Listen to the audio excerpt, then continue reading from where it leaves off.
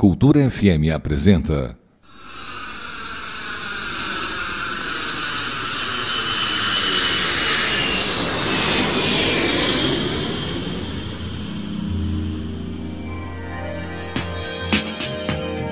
Embarque na Cultura, um programa produzido em parceria com o Departamento de Turismo da Unicentro e com o apoio cultural da agência IVT, Irati Viagens e Turismo.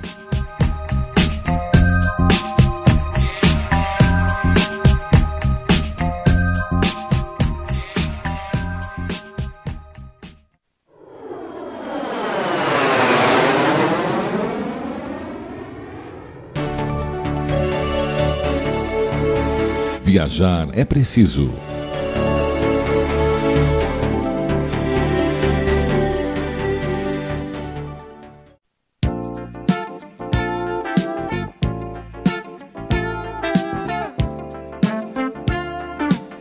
Bom dia, ouvintes da Rádio Cultura.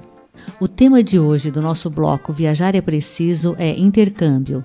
Algumas operadoras de intercâmbio oferecem mais de 10 idiomas diferentes em 110 destinos ao redor do mundo. Há opções de sobra. Os idiomas mais procurados, além da língua inglesa, são o espanhol, o francês, italiano, alemão, russo e chinês. A língua inglesa pode ser cursada em 10 países em praticamente nos 5 continentes: Estados Unidos, Inglaterra, Escócia, Irlanda, Canadá, Ilha de Malta, Austrália, Nova Zelândia e África do Sul. Bom, resolvido qual a língua se quer aprender e qual país deseja estudar, resta observar algumas regrinhas básicas para evitar más escolhas. Primeira delas, fuja de agências de intercâmbio sem certificação. A primeira recomendação dos especialistas é desconfiar quando encontrar cursos mais baratos do que a média. O bom, bonito e barato não existe em educação, sendo melhor postergar a experiência do intercâmbio do que arriscar um valor menor e transformar o sonho em pesadelo. Segunda dica, não busque metas inalcançáveis. Segundo especialistas, estudantes com nível básico na língua costumam pensar que com o curso exterior, terão domínio no idioma em poucos meses. No caso da língua inglesa, por exemplo, em média, são necessárias 42 semanas de estudos, de 30 aulas de 40 minutos por semana para atingir o nível intermediário avançado para um estudante que inicia o curso como iniciante e mais 10 semanas em média para atingir o nível avançado. Mas para quem tem o nível básico da língua, os especialistas defendem que o curso no exterior pode ser um desperdício de dinheiro e aconselham que os brasileiros estudem no Brasil mesmo, até concluírem o nível intermediário. Mesmo que eles cheguem no exterior e tenham que repetir esse nível, assim já economizam 6 meses de escola, acomodação, alimentação, transporte e outras despesas. Terceira dica, evite escolas com muitos brasileiros. O aprendizado de um novo idioma pode ser comprometido em salas de aula com muitos brasileiros. O ideal é que a escola de idioma não exceda o número de 12 a 15 alunos por sala e se preocupem em misturar alunos de diferentes nacionalidades, pois salas com muitos brasileiros aumentam as chances dos estudantes não exercitarem a língua em aprendizagem. Lembre-se que aprender um idioma requer tempo, metodologia comprovada, diretores e professores experientes e, sobretudo, prática. Quarta dica, esquive-se de escolas sem infraestrutura. Visitar o site das escolas e perguntar o método de ensino da instituição são atitudes básicas importantes a serem tomadas na hora da escolha. Outra sugestão é conhecer os resultados alcançados em testes internacionais, como, por exemplo, Cambridge e Oxford, e conversar com a diretora pedagógica da escola. Procure entender como funcionam as aulas. O ideal é associar as aulas tradicionais a atividades de leitura e escrita, com o uso de recursos didáticos como áudio, vídeo, revista, jornal e internet. A escola também deve expor o estudante a diferentes situações em que precisará fazer o uso da língua, organizando debates e palestras sobre temas do cotidiano e até os mais complexos ou de interesse específico. Quinta dica: procure saber sobre a qualificação dos professores. A qualificação dos profissionais que ensinam uma língua estrangeira é condição fundamental para garantir a aprendizagem dos alunos. Se informe e busque conhecer a metodologia ensinada para ter um bom aproveitamento do curso. Há boas escolas de intercâmbio, algumas já consagradas e bem conhecidas. Há ainda muito o que falar sobre intercâmbios. Vamos retomar ao tema posteriormente. Mas por hoje é isso. Estela Mara Rosa, do Viajar é Preciso para o Embarque na Cultura.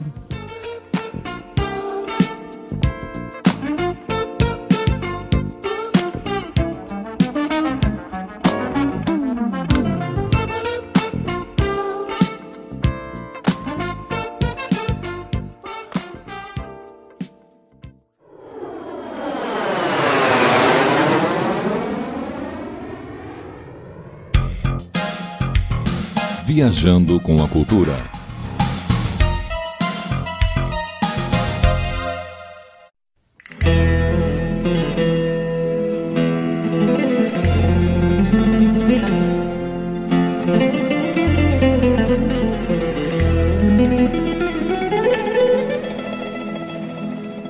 Oi, gente, tudo bem? Bom dia, como é que vocês têm estado? Hoje a Correspondência Internacional vai falar de um assunto que eu vi num jornal aqui de Sevilha, um jornal chamado ABC, que tratava de uma notícia sobre o Brasil. Pois é, mas a notícia é um pouco, assim, me pareceu bastante curiosa e por isso eu decidi transmiti-la para vocês.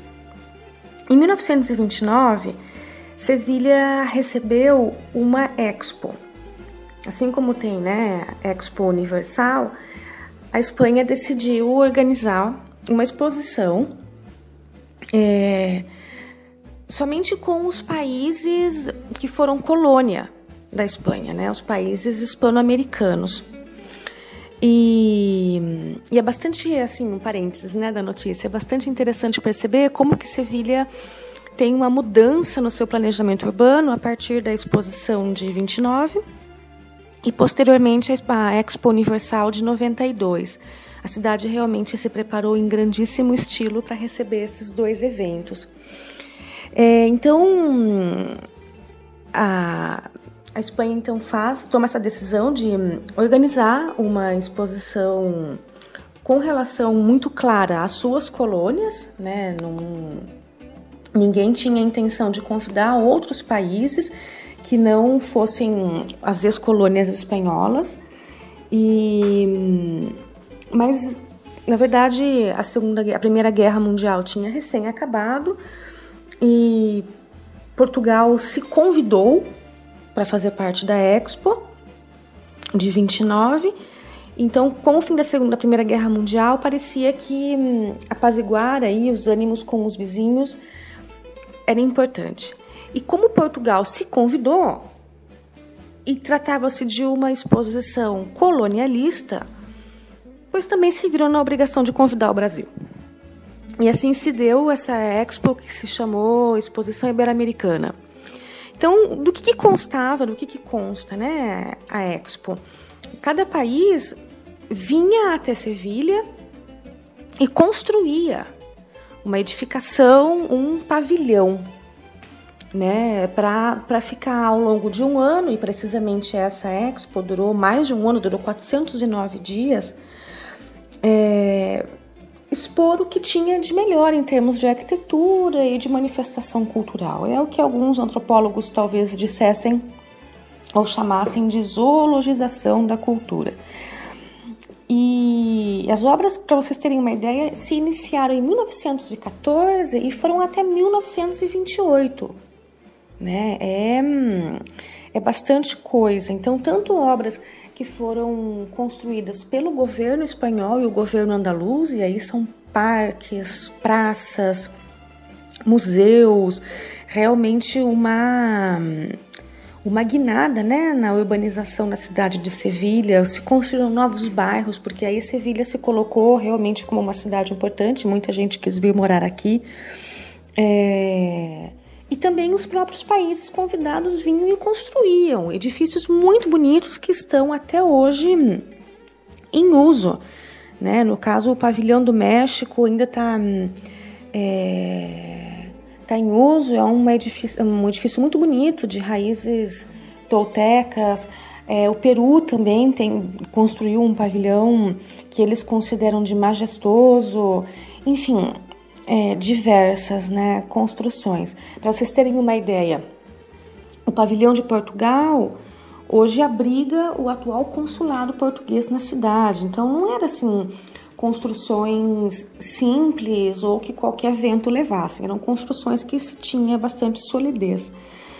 Contudo, como o convite feito ao Brasil foi um convite tardio, né? O Brasil não foi o primeiro país a ser convidado, foi o último país a ser convidado e o último país a ser confirmado e o último país que começou a construir o seu espaço, justamente porque o princípio não era chamar países não hispanos.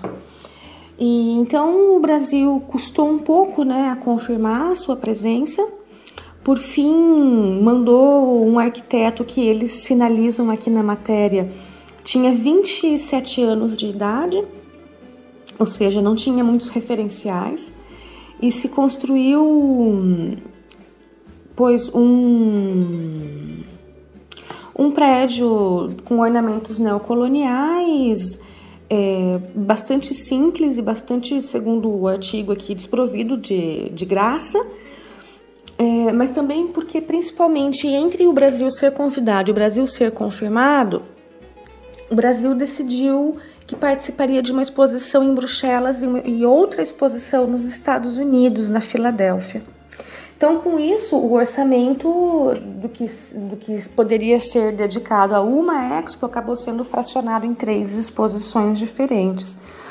E aqui eles até falam em alguns dados, né, numéricos desse orçamento, mas achei um pouco curioso porque está em reais, então me pareceu que não vale a pena comentar com vocês. Aí então foi destinado para o Brasil um terreno, né, para construir junto com os outros países. Mas quando o Brasil descobriu que particularmente Portugal construiria o seu pavilhão um pouquinho mais distante dos outros países, o Brasil não quis ficar junto com os países de língua espanhola, quis ficar perto de Portugal. E aí isso foi um tema, porque os organizadores da Expo não estavam dispostos a ceder para o Brasil, porque já estavam meio que convidando o país a contragosto. Isso foi também um outro motivo de atrito e também de atraso nas obras. Um outro agravante nessa relação é que o comitê organizador garantiu para o Brasil que poderia ser plantadas plantas, né, vegetação nativa do Brasil. E aí, chegando na última hora, negaram. Então, que eles que tinham o Brasil que se virasse com os ornamentos, as plantas ornamentais vigentes. O pavilhão do Brasil ainda existe, mas ele foi feito de maneira rápida e não é um prédio que fosse tão sólido. Ele ainda existe, ele é parte da Universidade de Sevilha, propriedade da Universidade de Sevilha, mas ele foi reformado e reforçado com muitas vezes. Mas o mais curioso é que o pavilhão do Brasil não estava pronto para a Expo. Ele só foi ser inaugurado 2 meses depois. Gente, não é a cara do Brasil isso? Atrasar, reduzir o orçamento e por fim não tá com a coisa pronta ou como se deveria.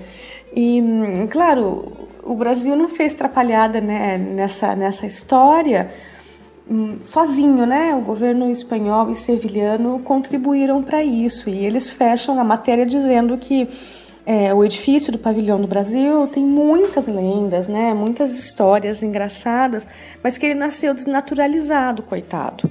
Desnaturado, na verdade. Porque ele era carente de qualidade estética, que ninguém do Brasil deu muita bola para ele. Inclusive, enquanto outros pavilhões ficaram abertos até o final da Expo, também o Pavilhão do Brasil fechou. antes, por total falta de interesse do governo e da chancelaria brasileira em mantê-lo aberto. A Expo Ibero-Americana de 29, é claro que ela tem um cunho bastante colonialista, né?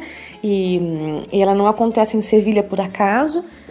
Na verdade, Cristóvão Colombo saiu de Sevilha, saiu do rio Guadalquivir, daqui ele foi até Cádiz, e de Cádiz ele ganha o oceano para descobrir a América, e por isso essa Expo foi feita aqui. E a Espanha queria, né, alardear para o mundo quem foram as suas colônias e que êxito tiveram ou não, e que êxito tinha esse país. Era uma visão absolutamente colonialista, na qual Portugal não tinha que ter se metido, e menos ainda envolvido o Brasil. Por isso que eu sempre digo, viu? Se você não tem certeza de que você quer participar de uma coisa, melhor não aceita o convite. Então essa foi a participação bastante curiosa do Brasil, né, Exposição Ibero-Americana de 29 de Sevilha, evento que nunca mais se repetiu, mas cujas marcas estão presentes nessa cidade, tanto na urbanização como no uso desses pavilhões, né, desses edifícios que se tornaram icônicos por aqui. Espero que você tenha também achado graciosa a notícia que eu vi no jornal, e se você quiser ver imagens desses edifícios, lá no blog comendochucrute-e-salsicha.com.br, você vai encontrar bastante fotografia, tanto deles como de outros lugares da cidade. Oi, falei demais. Um abraço para vocês e até a semana que vem.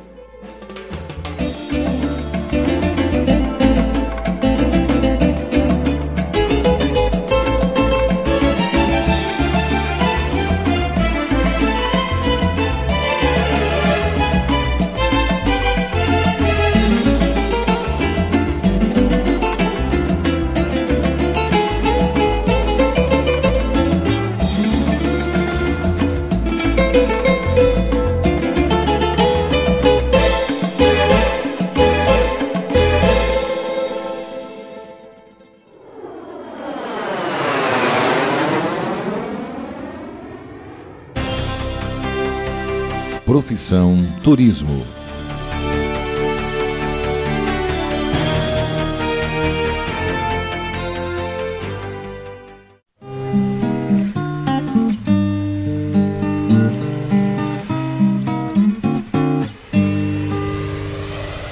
Bom dia, ouvintes da Rádio Cultura. A gente começa agora mais uma edição do quadro Profissão Turismo, que faz parte aí do programa Embarque na Cultura.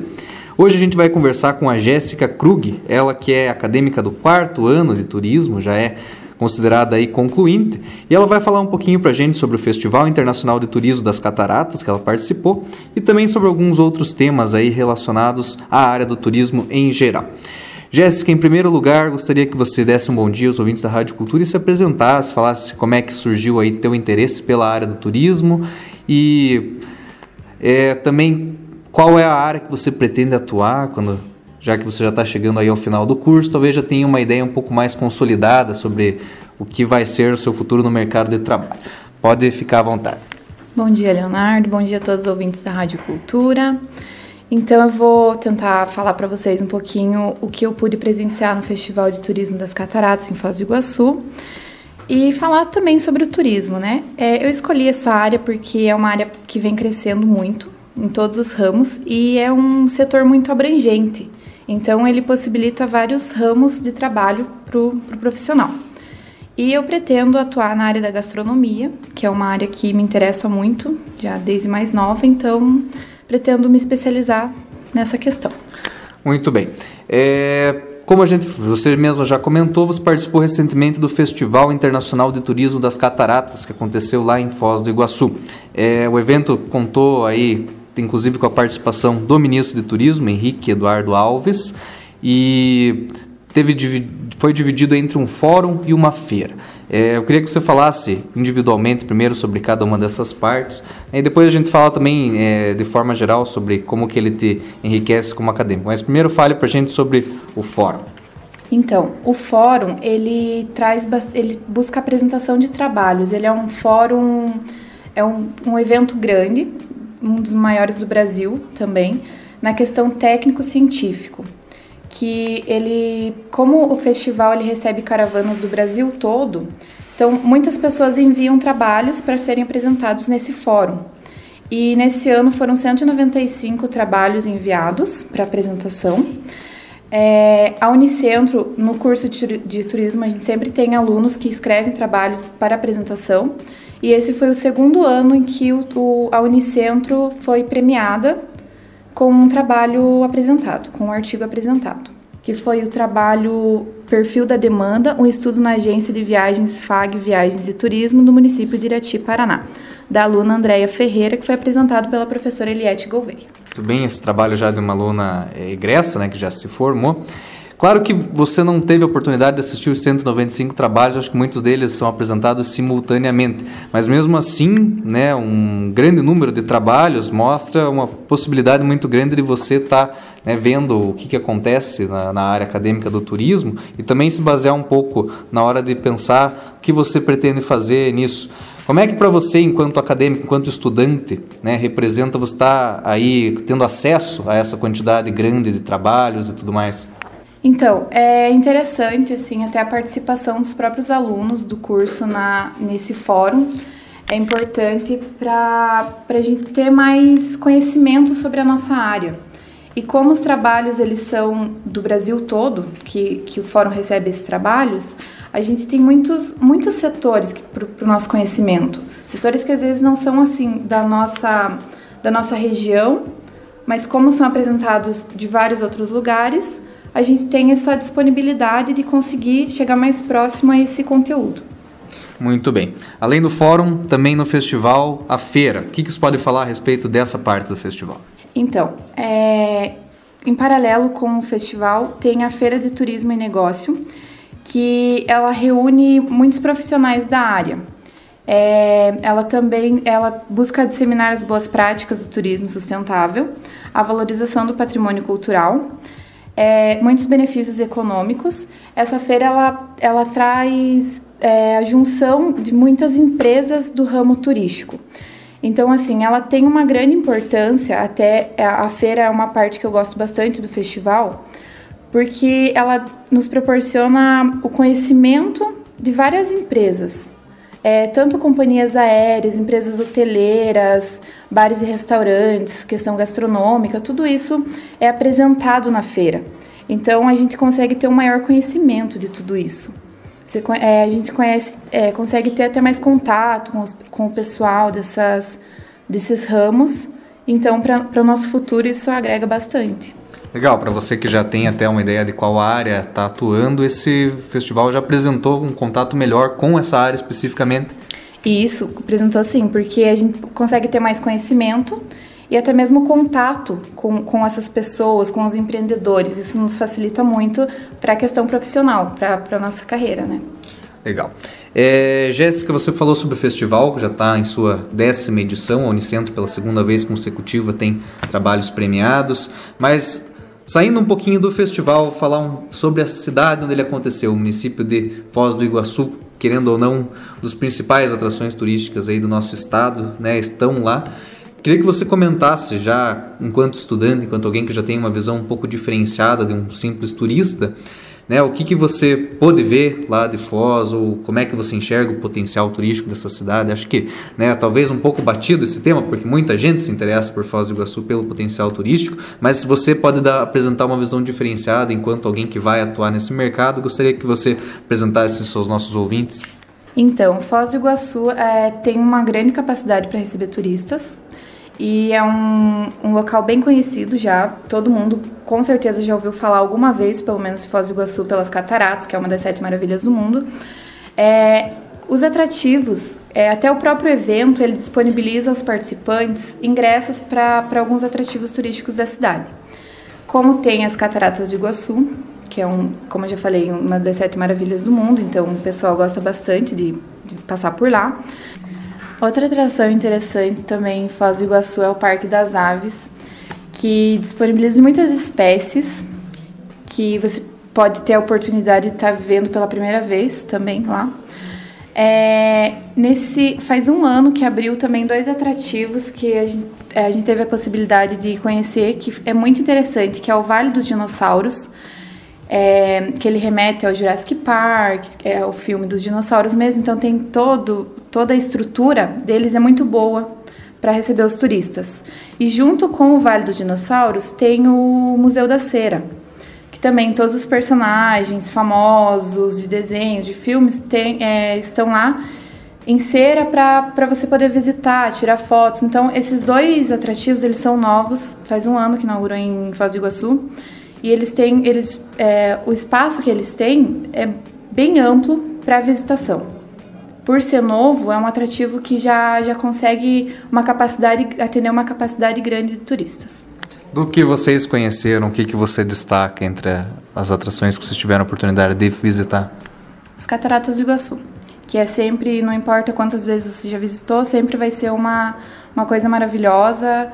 Então é uma coisa que a gente sempre indica para o pessoal, para quem não conhece, conhecer o nosso estado e buscar conhecer Foz do Iguaçu, principalmente as Cataratas do Iguaçu. Muito bem, como você mesmo já mencionou, um símbolo do Paraná, um símbolo do próprio Brasil lá fora, uma das maravilhas.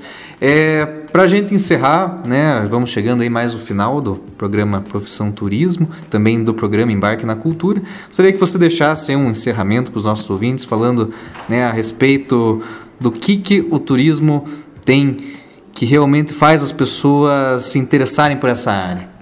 Então, o turismo, como eu já falei de início, ele é um ramo que vem crescendo muito. Então, a gente sempre pensa que ele é gerador de renda. Então, a gente tem que buscar sempre incentivar o turismo, buscar até mesmo conhecer a nossa própria região. Às vezes a gente pensa que vou viajar para fora, vou viajar para longe para fazer um turismo. Você não precisa viajar tão longe assim, você pode fazer um turismo na sua própria região, conhecer sua própria cidade, cidades vizinhas, seu próprio estado. Como eu mencionei, as Cataratas do Iguaçu tem muita gente que não conhece fora do Brasil e não conhece as cataratas. Então, sempre buscar valorizar o turismo, que ele é um grande gerador de renda. Muito bem, a gente agradece aí a Jéssica Krug pela participação e ficamos aí com mais um quadro Profissão Turismo.